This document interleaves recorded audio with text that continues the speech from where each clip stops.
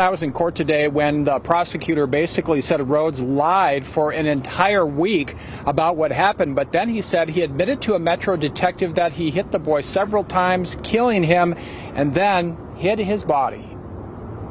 Are you Mr. Rhodes? Security was tight in court after police say Terrell Rhodes fought with officers Tuesday during his arrest and briefly grabbed an officer's gun.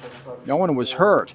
Now, many are asking why Rhodes would allegedly kill a 2-year-old boy. His mother says Rhodes, her boyfriend, was taking care of the boy while she was in Colorado. Now, there has been talk on social media that he may have beaten the boy after he urinated in his pants. Attorneys say they found soiled clothing where Rhodes lives and blood on the wall. Rhodes said nothing in court about all of this, but said plenty to me last week. People was making this a finger-pointing game, and this is not a finger-pointing game. My son is really missing. Not so, say detectives, with Rhodes now facing first-degree murder charges. He told us Amari's sister showed up to the Emerald Suites and took Amari. And then what did you do after she left with him? I went running around the complex, just trying to search for any type of whereabouts or if I see anything. And Rhodes appeared to get quite emotional when I asked what he would say to Amari if he was watching or anyone else. If anybody got him, bring him back. If anybody know anything, let us know. Mommy and Daddy loves him, and we hope that he's okay and playing happy, and we're gonna bring you home soon.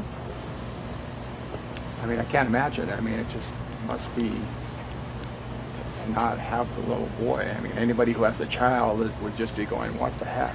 It's sickening. He's a little mini human. He's 2.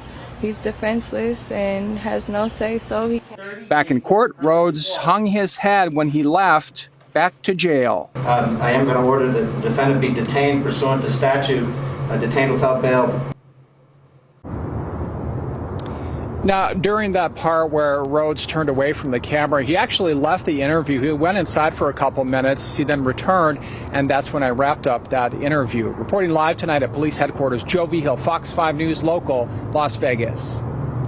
The heartbreaking news certainly gripping the valley tonight. So, Joe, a lot of us are wondering at this point, how long could Amari may have been dead for at this point, before the missing persons report was even filed?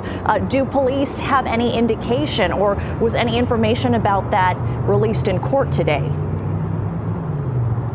You know, we've heard people talk about that online for a little while. At this point, we just don't know. Police haven't said. You know, they've been very tight-lipped about this. You know, yesterday the interview that I should say the news conference they gave was a minute and 30 seconds long, didn't provide any details. And the court hearing today wasn't very long either. We got some details, but not a lot of details. But again, that's a big question that people want answered if possible.